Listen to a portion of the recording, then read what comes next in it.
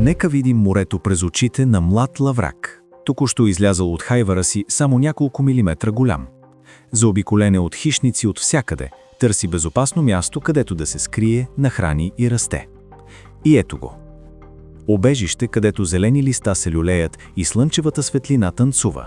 Морски треви. Този млад лаврак не знае, но шансът му за оцеляване се е увеличил 20 пъти в момента. Морските треви са родилната зала, детската градина и хранителният център на океаните. 140 вида от 180 вида риби, живеещи в Черно море, преминават най-критичния период от живота си тук. Червеният кефал снася яйцата си сред листата. Младите сиви кефали намират първата си храна тук. Докато малките калкани се крият в пясъчното дъно, тревите ги покриват. Пасажи от саргани дебнат в засада по края на тревите, за да ловуват. Историята на рибите, които идват на трапезите ни, многократно започва с морските треви. Помислете, повече от половината от тези риби, които се продават в Истанбул, Бургас, Одеса, Констанца, са се нуждаели от морските треви в даден период от живота си. Знаете ли каква е естествената среда, за да се отгледа 1 килограм ципора? 100 квадратни метра морска трева като минимум.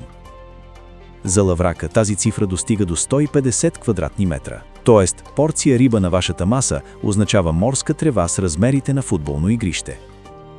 Но гостите на морските треви не са само рибите.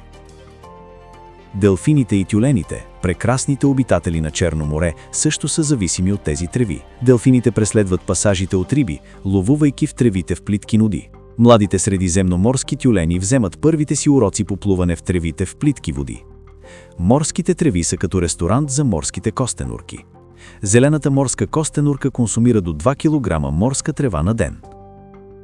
Точно както кравите, пасящи на сушата, гигантските костенурки, пасящи в морето. Нека не забравяме и това, което е невидимо за окото. Хиляди микроорганизми живеят в шепа почва от морска трева. Стотици малки безгръбначни, водорасли и бактерии на всеки лист. Те са първото звено в хранителната верига. Без тях няма да има големи риби. Десетки различни епифитни видове живеят сред листата на Зостера марина. Всеко листо е малка екосистема само по себе си. В трева от 1 хектар в Черно море живеят милиони живи същества. Научните изследвания показват, че покрай бреговете, където няма морски треви, броят на младите риби бързо намалява. Защо? Защото тревите са не само убежища, но и хранилище за животни. Микроводораслите, растящи по листата, хранят зоопланктоните. Зоопланктоните хранят ларвите на рибите. Ларвите на рибите хранят големите риби. И цикълът продължава по този начин. Ендемичните видове на Черно море са особено зависими от морските треви. Черноморска мида, стрида, морски охлюк. Всички те живеят в специалната среда, предлагана от тревите. 12 ендемични вида са открити в тревите Зостера по украинските брегове. Дори в тревите на малката крайбрежна ищица на Молдова има 3 ендемични вида. Бургаският залив на България е една от най-богатите на биоразнообразие области на Черно море, благодарение на морска трева. Но този крехък баланс се нарушава. Всеки загубен квадратен метър трева създава ефекта на доминото. Стребърната рибка, която е била в изобилие в Инеада преди 10 години, е намаляла почти наполовина с намаляването на тревите. Калканът почти е изчезнал по румънските брегове. Възстановяването на трева, унищожена от котвите на лодките, отнема 10 години. Но колко поколения риба губим в тези 10 години? В щастие има и истории за успех. В тревите близо до защитеното Поморийско езеро в България рибното разнообразие се увеличило с 40% за 5 години. Запасите на анчоа са се увеличили 3 пъти благодарение на защитата, прилагана в Гьокова в Турция. Нека поговорим с цифри. Годишният принос на хектар морска трева за риболова е 30 000 евро. Економическата стойност на общите треви в Черно море надвишава 500 милиона евро на година. Тази цифра е само за риболов.